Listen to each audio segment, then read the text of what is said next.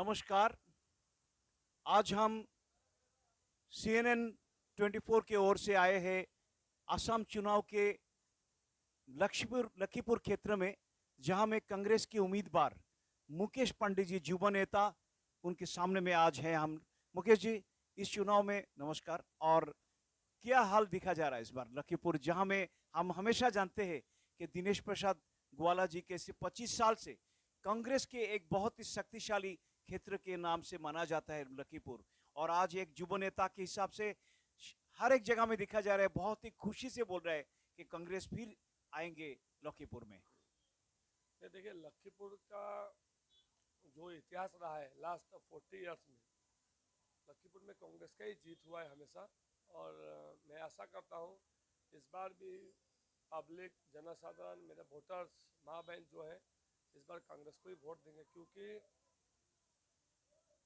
जो यहाँ पे बीजेपी का जो कैंडिडेट जिसको मिला है वो हमारे लोकल नहीं है, वो बाहर के हैं और हाइलाकांडी डिस्ट्रिक्ट से बिलोंग्स करते हैं। उनका समष्टि अलगापुर है और पब्लिक का एक से है। और उनका सबसे बड़ी बात यह है कि उनका लखीपुर में वोटर लिस्ट में नाम भी नहीं और लखीपुर के वोटर भी नहीं। तो एक चर्चा का विषय है कि जिसका वोटर लिस्ट में नाम नहीं है वो कैसे यहाँ से वोट मांग सकता है और हम लोग क्यों उनको वोट देंगे। और उनको इलेक्शन के बाद वो यहाँ रहेंगे कि नहीं रहेंगे, ये भी लेके बहुत कन्फ्यूजन है लोगों के बीच में। क्योंकि हमारे यहाँ पे जनता जो है थोड़ा सा गरीब है, वो कभी भी कोई भी दिक्कत होता है, प्रॉब्लम होता है, तो फट से एमएलए के पास, जिला परिषद के पास, जीपी के पास जाते हैं, लीडर्स के पास जाते हैं।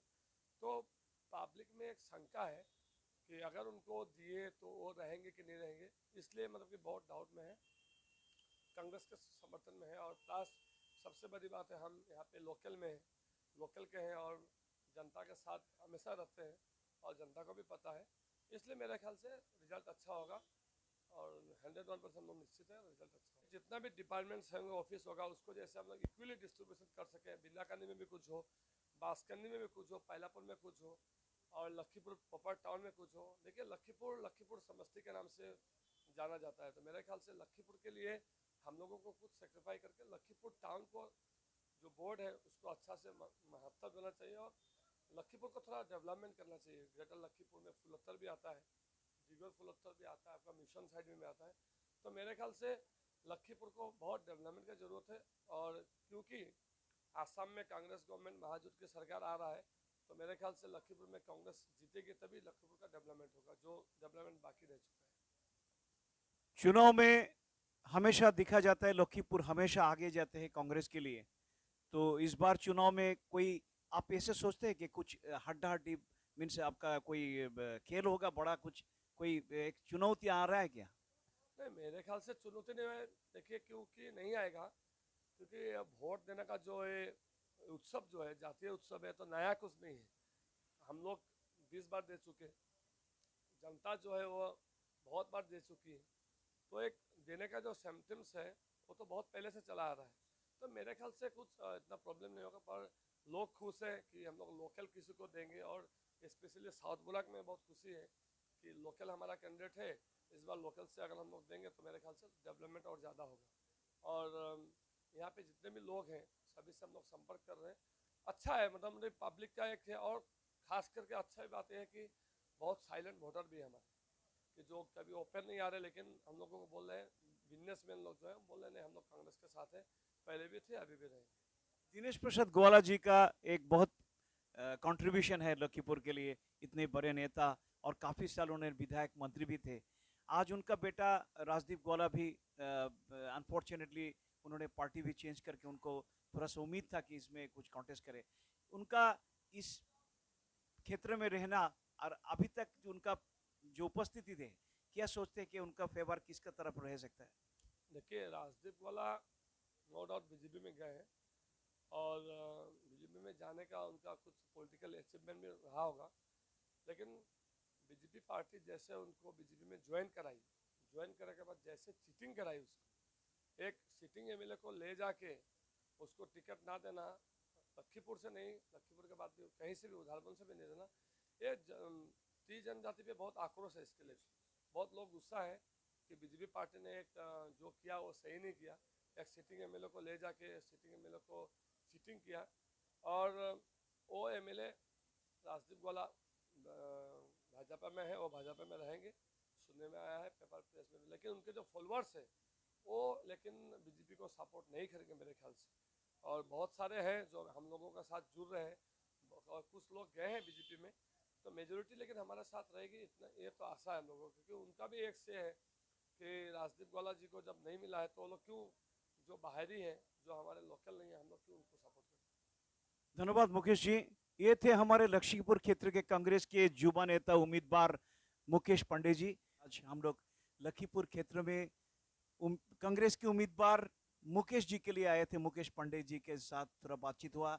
इसी वक्त हम लोग को ये इन्फॉर्मेशन मिला कि मुकेश जी के लिए छत्तीसगढ़ के कांग्रेस के कार्यकर्ता महामंत्री मंडल के जिला कांग्रेस के, तो उन्होंने भी आया, मिस्टर रूपेंद्र शुक्ला जी। मैं चाहूंगा कि आज उम्मीदवार आपका मुकेश पांडे जी के लिए आप लोग सब दूर से आए, इतने दूर, आपका थोड़ा सा मैं जानना चाहूंगा कैसा आपका लग रहा है इसमें। नहीं, मुकेश पांडे जी तो युवा कैंडिडेट हैं और काफ़ी सुलझे हुए हैं, ज़मीन से उठा हुआ लड़का है।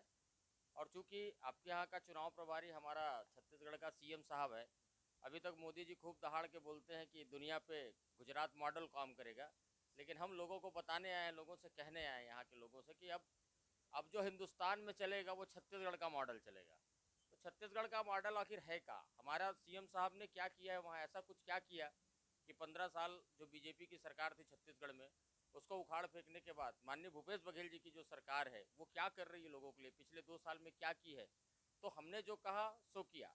छत्तीसगढ़ में आप संपर्क भी कर सकते हैं, बात भी कर सकते हैं कि हमारा छत्तीसगढ़ का मॉडल था कि कांग्रेस का कहना साफ, हर किसान का कर्जा माफ और बिजली बिल हाफ। हमारे यहाँ किसानों का कर्जा माफ हो गया लगभग 10,000 करोड़ रुपए। और हमारा धान का जो समर्थन मूल्य है जो सेंट्रल गवर्नमेंट देती है, पर हमारे स्टेट में 2500 रुपये क्विंटल में धान की खरीदी होती है। और जो डिफरेंस की राशि है वो राजीव गांधी न्याय योजना के तहत दी जाती है, जो स्टेट गवर्नमेंट हमको देती है 1880 और 1860 के बाद। तो किसान भी सक्षम हुए। तीसरा, हमारा बिजली बिल हाफ हो गया है। हमारे यहाँ जितनी हम इलेक्ट्रिसिटी जलाते हैं उसका हाफ पेमेंट हमको रियायत दर पर हमारी सरकार लेती है। तो एक फ़ायदा ये हुआ। और किसानों का कर्जा माफ, मतलब पहली बार हिंदुस्तान में ऐसा हुआ है कि किसान पूर्णतः कर्ज मुक्त हो गया। छत्तीसगढ़ का किसान आज तक का कभी पॉलिसी में, इंडिपेंडेंट इंडिया में कभी नहीं हुआ है कि किसानों का 10 रुपए से लेकर 40 लाख तक का कर्जा माफ हुआ हो, पर पहली बार छत्तीसगढ़ में हुआ है। क्योंकि हमारे यहाँ छत्तीसगढ़ में भारतीय जनता पार्टी की सरकार जब थी तो किसान बहुत आत्महत्या कर रहे थे। बहुत सारे किसानों ने आत्महत्या की। जो प्रकृति के अनुकूल बारिश ना हो, या समय बारिश हो जाती थी और धान का फसल होता है, धान की खेती होती है, तो जो हमारे भूपेश बघेल जी ने आने के बाद को जो किया, तो वही है कि हम भी असम के लोगों को बताना चाहते हैं कि जो किया, जैसे पिछली बार सरकारें रही 351 रुपये इनको टी गार्डन वालों को देने की बात कही है, अभी तक नहीं करी है। विपरीत परिस्थितियों में कुछ मदद किया है तो टी गार्डन वालों को लगता है कि बहुत बड़ी मदद है, मगर अगर अपन उनको टोटल काउंट करना चाहे तो 7,000 7,500 रुपये का पर मंथ नुकसान उनका हुआ है। तो आप 84-85,000 ईयर का, फिर 5 ईयर का नुकसान, तो 3.5 नहीं करते, पार्टी की निष्ठा पर काम करते, ये यहाँ की जनता कह रही है। और मैं उनको बधाई भी देता हूँ और शुभकामनाएं भी देता हूँ कि उनका जो उद्देश्य है और वो जिस दिशा में बढ़ रहे हैं, तो निश्चित रूप से मुकेश पांडे की जीत सुनिश्चित है। धन्यवाद रूपेंद्र शुक्ला जी, दूर छत्तीसगढ़ से आए हैं मुकेश पांडे जी के लिए प्रचार में। हमारा CNN 24 की ओर से हमारे साथ production director mister Chandrakant Sinha and cameraman S. Salon Singh Lakhimpur क्षेत्र से। धन्यवाद।